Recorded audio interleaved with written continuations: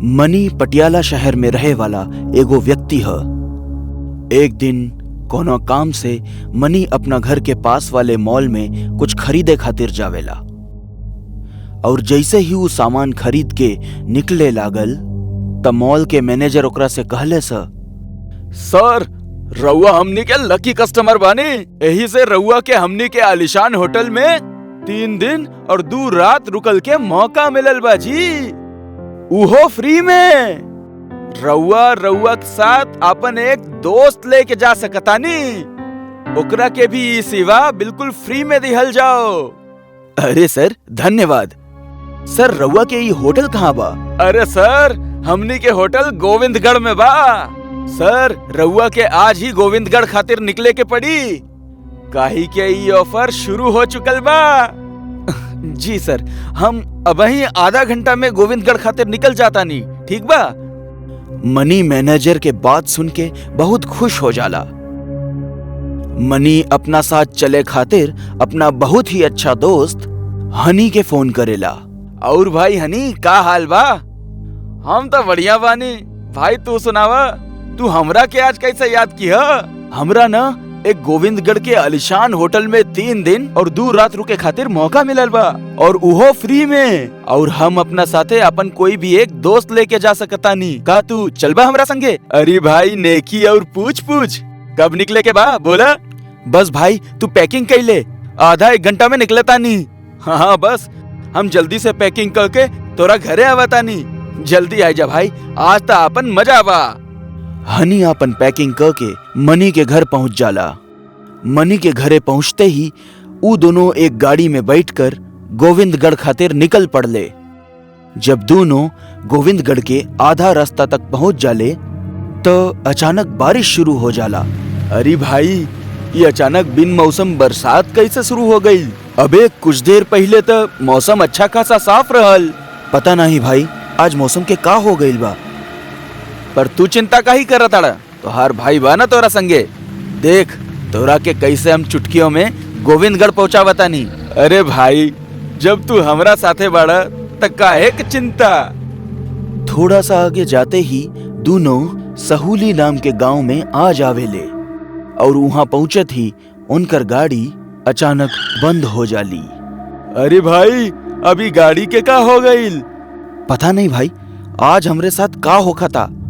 पहले ही बिन मौसम बरसात और अभी गाड़ी बंद पड़ गई। अब भाई का करें, आसपास कोनो मैकेनिक भी ना मिली और रात भी होए वाली बा। काहे ना आज रात ई गांव में कोनो रहे के जगह देख के रुक जाई। हाँ अब तो यह करे के पड़ी। दोनों अपना आसपास देखे लगले। उनका एक व्यक्ति ओजा से जात देखाइल ह तो मनी ओकरा से पूछलस कि अरे भाई सुनी, एजा आसपास कोनो रहे के जगह बा का जहाँ पे हमनी दोनों रात गुजार सकी? एजा रहे खातिर एक होटल त बा, पर ओजा रुकब खतरा से खाली नहीं खे। काहे के ऊ होटल में कहल जाला कि अक्सर मुर्दा दिखाई देवेले जे इंसान के अपन शिकार बना लेवेले। अरे भाई काहिले अंधविश्वास फैलावताड़ा? ई मुर्दा वुर्दा भूत वगैरह कुछ ना होखेला, सब अंधविश्वास हो। अगर तोनी लोगन के मरे के इतना शौक बा त जा, हमरा का एजा से थोड़ा आगे जाए तो ऊ होटल दिखा जाई। इतना कहते ऊ मनई ओजा से चल जाला। चल यार मनी हमनी के चलल जाओ, ई तो हमरा के केहू पागल बुझाता। ऊ मनई के बात के अनदेखा क के दोनों ऊ होटल में पहुंच गईले और जाते ही ओजा के मैनेजर से अपना खातिर कमरा बुक करे खातिर कहले।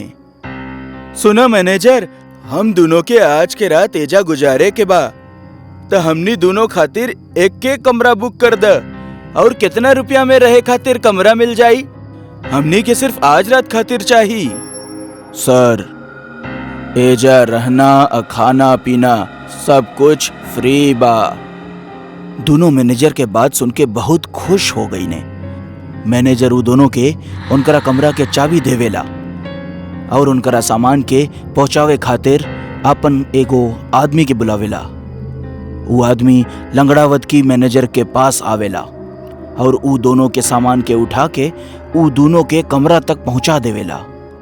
वो मैनेजर के देख के और ओजा काम करे वाला कर्मचारी के देखकर मनी के अजीब सा लागे लागल। जब दोनों कमरा में बैठे रहले तब मनी कहलस कि यार हनी, तोरा के कुछ अजीब सा नहीं लागत? मतलब के वो मैनेजर के हाव भाव, ई होटल में काम करे वाले अजीब से कर्मचारी, और वो मैनेजर तक हमने से पैसा नहीं खेलेलस। अरे यार, तू कुछ ज्यादा ही सोचा ताड़ा। ऐसन कुछो नहीं खे, गांव के लोग ऐसा नहीं होखेले। चल, हमरा तो बहुत भूख लागल बा, हम मैनेजर के बोल देता नहीं कि हमनी खातिर कुछो खाए के भेज दे। हनी खाने के बारे में बोले खातिर मैनेजर के पास जावेला। सुना मैनेजर, हमनी के भूख लागल बा, जल्दी से हमनी के खाए खातिर कुछ बढ़िया सा पकवान भेज द। जी मालिक, हम रउआ खातिर आज ऐसन चीज भेजब जौन रउआ कभो ना खाइले होखे। हाँ, जल्दी से भेज द, हमनी के बहुत भूख लागल बा। जी, भूख तो हमनियों के बहुत लागल बा, रउआ खाइब तबे तो हम खा पाएब। का मतलब? मालिक, थोड़ा देर में रउआ सब समझ जाइब। रउआ राउर कमरा में रुकी, हम रउआ खातिर खाना भेजतानी। हनी अपना कमरा में चल जावेला। थोड़ा देर बाद होटल के वेटर और ऊ दोनों खातिर खाए खातिर एगो डिश लावेला। ऊ डिश एगो बर्तन से ढाकल रहे। एमे कहा? एमे रउआ दोनों खातिर खाना बा, रउआ एकरा देखब तो हमेशा खातिर याद रखब। इतना कह के ऊ वेटर ओजा से चल जाला। जब मनी डिश के देखे खातिर बर्तन के ओजा से हटावेला तो ओमे एगो लड़की के कटल गर्दन पड़ी रहे। ई देख के दोनों बहुत डरा जाले। ई कहा? हमरा के तो शुरुआत से ही होटल में बहुत अजीब सा लागत रहल है, ते ही हमरा बात पे विश्वास नहीं करत रहले है। हाँ भाई, हमरे मती मरल रहली है जौन हम तोहरा बात पे यकीन ना कईनी। अब का करे के काबा, भागा एजा से, अपन जान बचावा। दोनों अपन सामान वही कमरा में छोड़ के भागे लगलन और भागते हुए होटल के हॉल में पहुंच गईलन और देखा ताड़न कि हर तरफ लाश ही लाश पड़ल बा। अरे भाई, कहाँ मुफ्त के चक्कर में फंस गई नी? अरे बात करब छोड़ा और भाग एजा से, वरना ही लाश लेखा हमने दोनों भी लाश बन जाए। दोनों होटल के दरवाजा के ओर भागे के कोशिश करत रहले ह, लेकिन होटल के मैनेजर हाथ में कुल्हाड़ी लेके ओजा ही खड़ल रहे। मैनेजर अब पूरी तरह से एक चलत फिरत मुर्दा बन गईल रहे। मैनेजर, तोरा ही का हो गईल? तोरा ही हालत कैसे हो गईल? हनी, लागत आई मर चुकल बा और मरे के बाद ज़ॉम्बी बन गईल बा। अब एकरा हमनी के आवाज ना सुनाई दी, हमनी के एजा से कौना भी हालत में निकले के पड़ी, ना तई हमनी के अपना लेखा बनाई ली है। जैसे ही दोनों ओजा से भागे के कोशिश करलन, ओजा से कुछ और मुर्दा आ गईलन और वो हनी और मनी दोनों के चारों ओर से घेर लेलन और मौका पाके मैनेजर हनी पे कुल्हाड़ी से हमला कर देहलस। हनी, अरे मैनेजर, तू ही का कइले? तू हमरा दोस्त पे हमला काहे कइले? आखिर का बिगड़ले बानी हम लोग तोहार? मनी हमार दोस्त, हमरा के बचाला ई मुर्दन से, ना तो ये हमरा के जान से मार दिए। जैसे ही मनी हनी के बचावे खातिर आगे बढ़ेला, वैसे ही मैनेजर ओकरा ऊपर भी कुल्हाड़ी से हमला कर देला और देखते ही देखते मनी उहे मर जाला। फिर मैनेजर दोबारा हनी पे कुल्हाड़ी से हमला करके ओकरा के भी मार देला। फिर अगला सुबह होटल के दरवाजा पर दस्तक होला। कुछ मुसाफिर ऊ होटल में रुके खातिर अइलन। जैसे ही होटल के दरवाजा खुलेला, उहे मैनेजर जे ज़ॉम्बी बन चुकल रहल, ऊ एकदम ठीक हो जाला और ऊ मुसाफिरन के स्वागत करेला। नमस्ते सर, स्वागत बा रउआ के ई आलिशान होटल में। हम रउआ ऐसन सर्विस दे हम जैसन आज तक रउआ के केहू नहीं खे देले होई। जैसे ही मुसाफिर अंदर गईलन तो वहां पर सब कुछ ठीक हो जाला। ना ही कोनो लाश रहले हा और ना ही खून के एक बूंद ओजा रहले हा। और हनी और मनी जिनका मुर्दा लोग मिलके मार देले रहलन। ऊ भी एकदम ठीक हो गईलन और उही होटल में कर्मचारी बन के साफ सफाई करत रहले। हाँ,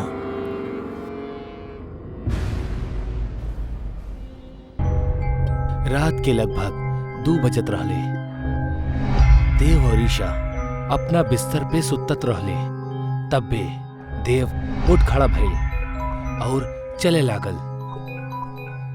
देव होश में ना रहल।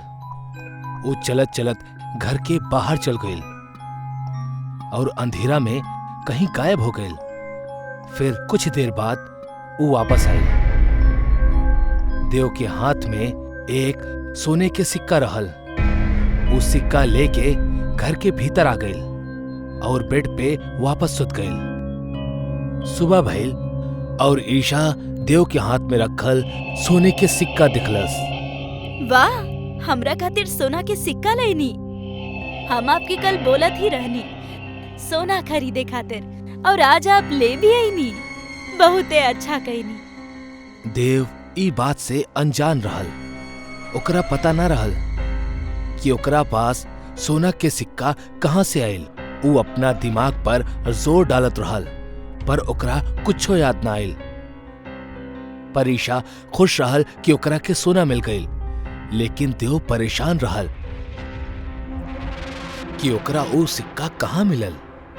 खैर, दिन बीतल और आधी रात देव फिर से उठल और अंधेरा में कहीं चल गईल। कुछ देर बाद वो लौटल एक और सोने के सिक्का के साथ। ये सिलसिला हर रोज होके लागल। ईशा खुश होखत और देव परेशान। एक दिन के बाद था, ईशा किचन में काम करत रहल। बाप रे बाप, आज भी इतना समय लग गईल घर के काम करे में। देव, ये डब्बा उतारा, हमारे हाथे ना पहुंच रहल बा। देव, यहाँ आवा ना। देव, सुनत बड़ा की ना?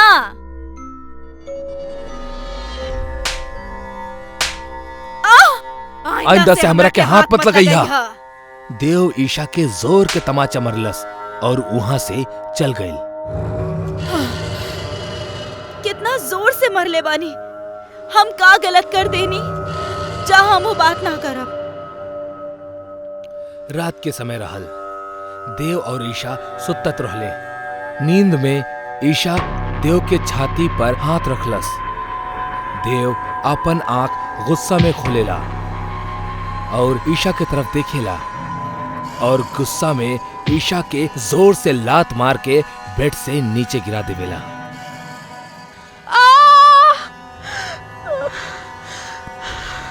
देव के हाथ मत लगाइया। हमरा के काहे गिरेनी? तारा के बोल रहनी देव के हाथ मत लगाइया। फिर काहे हमार देव के हाथ लगाइलू? देव हमार बा। तोहरा के सोना चाहत रहे ना, हर दिन सोना मिल रहल बा। ओकरे में खुश रहा। देव के भूल जा। ये कैसन बात कर रहल बानी आप? देखी, हमार सिर से खून निकला था। देव ईशा के पास जाला। तू मरबू, हमार हाथ से मरबू। देव ईशा के गला पकड़ के हवा में उठा लेवेला। ईशा के दम घुटे लगेला। तब्बे केहू के चले के आवाज आवेली। एगो अघोरी खिड़की के पास आके खड़ा हो जाला। अघोरी के देख देव बेहोश हो जाला और ईशा भागत भागत घर के बाहर अघोरी के पास जाएली। हमरा के भगवान खातिर बचा ली। हमार पति हमरा के मार डाली है। ओ तोहार पति न हा। तोहार पति के अंदर एगो चुड़ैल के वास हा। उहे चुड़ैल तोहरा पति से ई सब करवा रहल बाड़ी। का? हम आपके सामने हाथ जोड़तानी, हमार पति के बचा ली। ये सब तोहार वजह से भइल बा। तोहार पति के ऐसन हालत तोहरा वजह से भइल बा। हम कुछ हो ना कईनी। याद करा कुछ दिन पहले। कितना दिन से कर रहल बानी हमरा के सोना चाहिए, अरे कहाँ से दिलाई तोरा के सोना? इतना महंगाई बा, पैसा बचत कहाँ बा जिससे हम तोहरा खातिर सोना खरीदी? वो हमरा के ना सुने के। ऐसन रहे के तो शादी करे के पहले काहे ना बोलनी? तोहरा जैसन पति केहू के ना मिले। हमार तो जिंदगी ही नरक हो गइल बा तोहरा साथे। जैसे भी लावा, खुद के बेच के लावा, बाकी हमरा के सोना चाहिए। अब तक तू खुश बाड़ू ना? हर दिन सोना के एक सिक्का मिल रहा बा तोहरा। तू ही तो कहले रहलू ना खुद के बेच के सोना लेके आवा। तो हर पति अपना रूह ऊ चुड़ैल के बेच देहलस और ओके बदले हर दिन एक सोने के सिक्का मिल रहा बा तोहरा। भूल जा अपन पति के तू। ना ना, हमरा के हमार पति चाहे। हमार पति के बचा ली। कोशिश करके देखा तानी, बाकी सब भगवान भरोसे।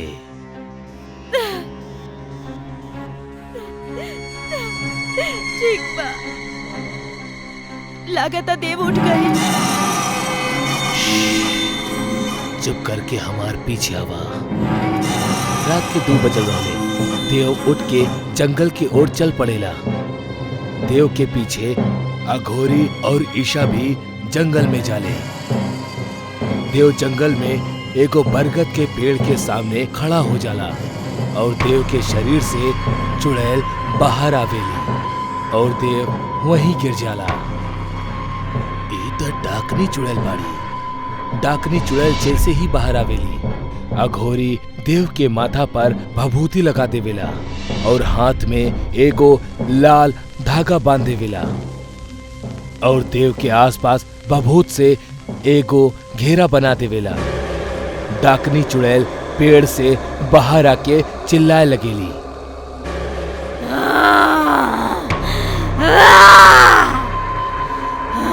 अघोरी, हमरा के देव के शरीर में जाए दे। ना, तू देव के छोड़ दा। ना ना, छोड़ब देव के और तहरा के भी मार डालब। तू हमरा के छू तक ना सकेली। तोहरा के हम जला के भस्म कर दे। हम डाकनी चुड़ैल ईशा के शरीर में घुस जाली। देव के होश आवेला। ईशा! हमरा के भस्म कर, हमार साथी हो मरी।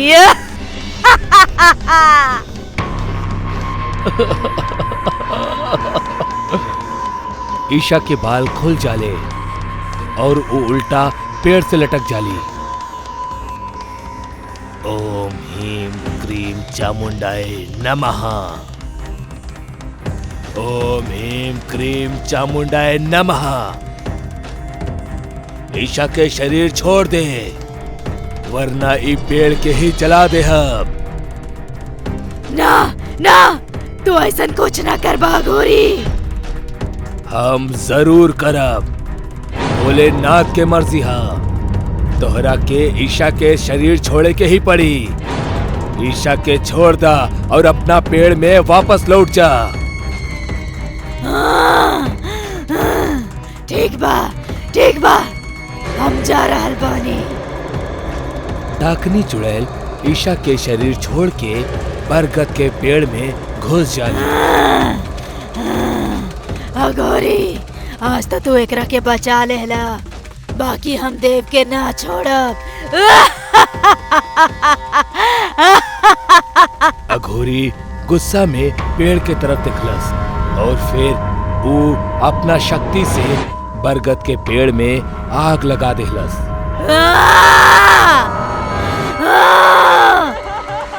पेड़ के जल्ला पे चुड़ैलन और प्रेतन के चिल्लाए के आवाज आवे लागल। देव, ये सब तो खुद कैले रहला ना। ओ दिन तू उ काला जादूगर के पास जाइता और ना ही ये चुड़ैल तोहरा पीछे लागत। इंसान अपना लोभ और स्वार्थ के खातिर काला जादू के इस्तेमाल तो कर लेवेला, पर उहे काला जादू ओकर पतन के कारण बन जाला। अब अहिनो वक्त बा, सुधर जा। ई बार हम तोरा के बचा लेनी, पर हर बार ना आई। घर जा और जो कुछ भी तोरा लगे बा उहे में खुश रहा। ज्यादा के लालच मत करा। मौत एगो ऐसन भयानक सच्चाई है जैसे आज तक केहू भी ना बच पौलस। लेकिन एगो और कड़वा सच इहो है कि सच्चाई मौत के बाद भी सामने आ सकेली। आज की कहानी दो बहन के है जौन एडॉप्टेड चाइल्ड रहली। वो कब्बो भी अपना माता पिता के ना दिखले रहली और अपना जिंदगी के गोद लिया हुआ घर में गुजारत रहली। लेकिन जिंदगी उनकरा साथ ऐसन खेल खेलस जिनमें मजबूत खिलाड़ी भी हार मान जाओ। का कर रहल बाड़ू निधि? अब तू बड़ हो गइल बाड़ू, अब तो मिट्टी में खेलल बंद कर दा। दीदी का तू भी? बच्चा लोग आपन कमरा में जा और जाके सामान पैक कर ला। तोहनी के लेवे खातिर मर्फी परिवार नीचे इंतजार कर रहल बाड़े। चला जल्दी जा। काहे कि नैना और निधि अडॉप्टेड चाइल्ड रहली ता अक्सर उनके फैमिलीज चेंज करे के पड़त रहे। जिंदगी अब तक खुशनुमा चलत रहल। दीदी सच कहीं तो हमरा ही परिवार के छोड़ के जाए के बिल्कुल मन न कर रहल बा। बाकी अब दोसर कोनो रास्ता भी तो नहीं खे। हमनी अनाथ के जिंदगी ऐसने होखेला, एक घर से दोसर घर, दोसर घर से तेसर घर। दोनों अडॉप्टेड बहन अब वही जिंदगी के लड़ाई में बहुत छोट रहली। नैना जहाँ 13 साल की रहल तो ओकर छोट बहन निधि 10 साल की रहली। अब उनकरा के मर्फी फैमिली में जाए के रहल। दीदी का तोहरा के पता बा मर्फी आंटी बहुत खड़ूस बाड़ी। उनका बच्चा से कोनो खास लगाव नहीं खे। फिर ना जाने काहे ई हमनी के लेवे आइल बाड़ी। हाँ ई बात तो बा सही। काहे कि हम भी सुन ले बानी कि इनकर स्वभाव बहुते अजीब बा और व्यवहार बहुते खतरनाक बा। पहले भी कितना लोगन इनका यहाँ से बच्चा के गुमशुदा होके के किस्सा बतैले बाड़े। बच्चा लोग बाहर गाड़ी में बैठ जा। हाँ शाम होके वाला बना जा। हाँ जा। दोनों बहन अब मर्फी फैमिली पहुंच चुकल रहली। लेकिन वही जा उनकरा का अब तक के सबसे अच्छा एक्सपीरियंस होखत रहे। घर कोनो आलिशान महल से कम ना रहल और रोशनी से चकाचौंध रहली घर।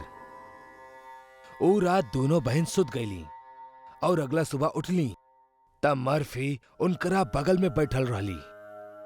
बच्चा लोग वैसे तो स्कूल गइल बहुते जरूरी बा, है ना? बाकी हम तोहनी के दो रास्ता देतानी। हाँ चाहे तो घर के सारा काम करा, चाहे स्कूल जा। नैना के पढ़ाई पसंद न रहल, यही से वो घर के काम करल जरूरी समझलस और निधि स्कूल जाए के फैसला कैलस।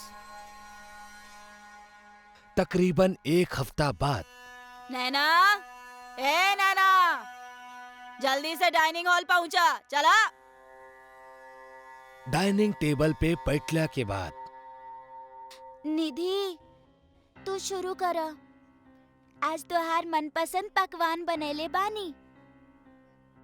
नैना हमरा तोरा से बात करे के बा। हमरा ना पता कि तोहार पहला परिवार कैसे रहल बाड़े, चाहे उनकर का मानसिकता रहल बा। बाकी ई घर में हमनी ईमानदारी के महत्व देतानी और तू जेकरा के अपन बहन कहेलू वो सिर्फ तोहार वहम बा। ई तोहार काल्पनिक मित्र बाड़ी और एकरा से ज्यादा कुछो नहीं खे, समझ लो। तू अब 13 साल के हो गए बाड़ू। अभी बचकाना हरकत तहरा के शोभा ना देवेला। मैडम ई आप का करल बानी? का निधि आपके दिखाई ना देली? ई हमार काल्पनिक चाहे सपना के बहन नहीं खे, बल्कि असली बहन बाड़ी। आप हमनी दोनों के अडॉप्ट कैले बानी ना? ना ना नैना, हम सिर्फ तोहरा के गोद ले बानी। हम केहू दोसर लड़की के ना जाने नी। और निधि कह के जेकरा के तू बुलावे लू ना, असल में ओकर ई धरती पर कोनो अस्तित्व ही नहीं खे। मर्फी के ई बात सुन के नैना के तो गुस्सा आवत रहल, लेकिन वो अपना भावना के व्यक्त ना कर पौलस और नाराज होके वो अपना कमरा में चल गई। नैना मन ही मन में बड़बड़ात रहली। का हम पागल बानी? का निधि जैसन केहू लड़की असल में बाड़ी ही ना? ई सब हमार बहन बा? का हमार यही पागल और बचकान हरकत की वजह से पुरान परिवार वाला लोग हमरा के छोड़ देले बाड़े? नैना अपना मन में सवाल करत ही रहली कि तब्बे दरवाजा पे एगो दस्तक भइल। दरवाजा पे निधि खड़ल मुस्कुरात रहली। निधि, निधि तू हमार बहन मर्फी आंटी बाड़ी ना? वो हमरा के पागल साबित करे चाहेली। वो कहेली तू असल में बाड़ू ही ना, जबकि तू बाड़ू। सच कहिया, कहीं हमार वहम, कहीं पागलपन तो नहीं खे ना? सच बोला। निधि के आंख में आंसू रहल और वो बिना कोनो जवाब देले सीधा चले लगली और वो बेसमेंट के पास जाके गायब हो जाली। नैना बेसमेंट में पहुंच चुकल रहे।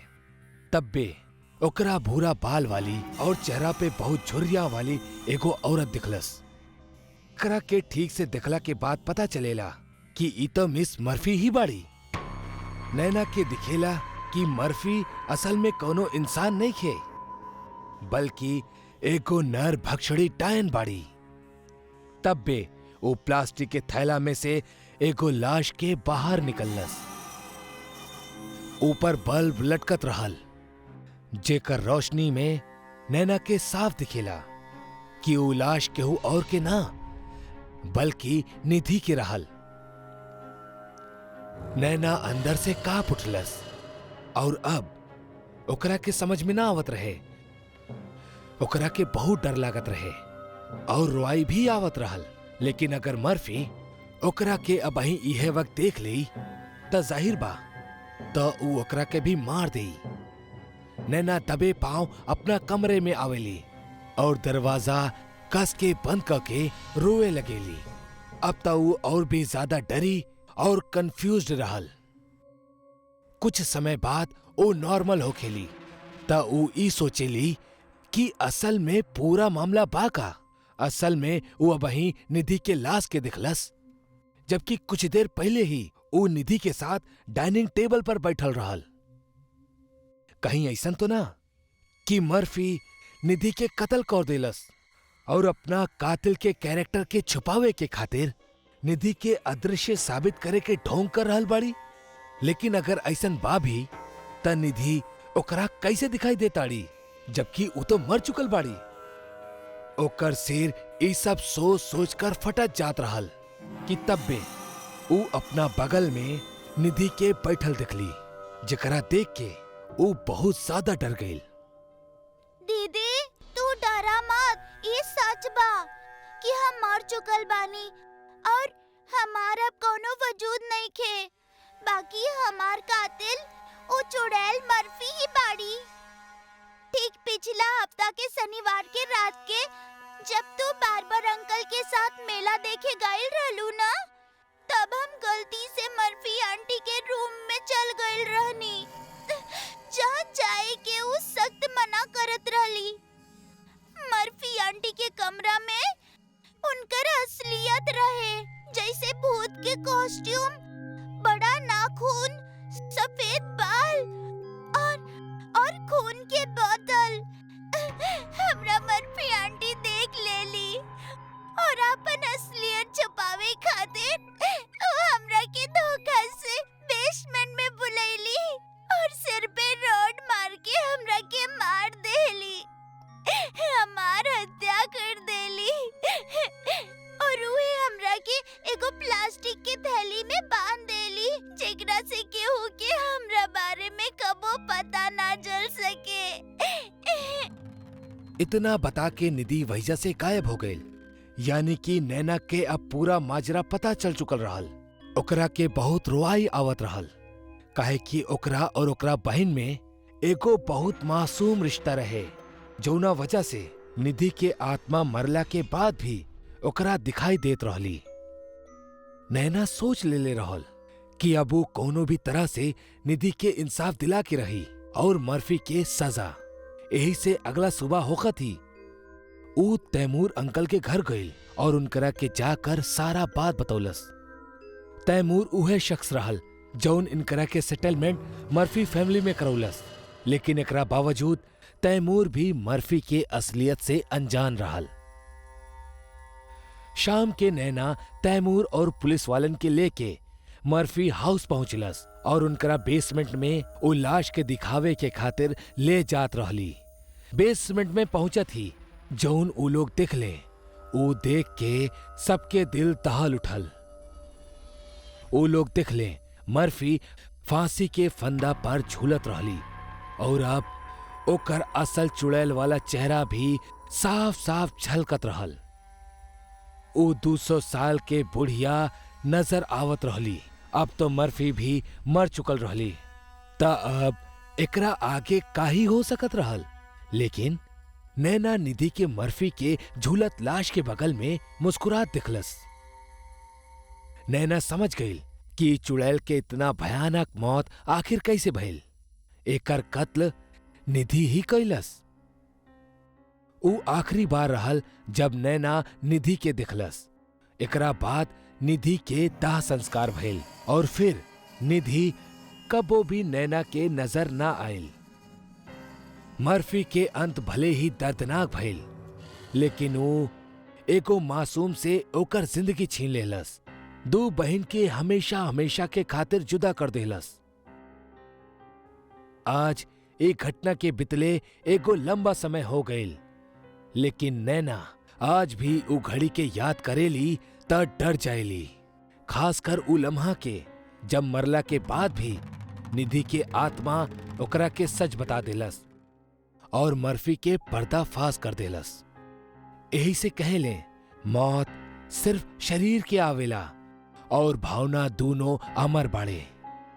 अगर रिश्ता और प्यार पवित्र रहा तब मौत के बाद भी आपके प्रेमी आपके रक्षा करी और आपके साथ रही। भले मर्फी खुद के असलियत छुपावे के खातिर निधि के कत्ल कर दिलस, लेकिन निधि के मरला के बाद भी असल सच सबके सामने आ ही गई।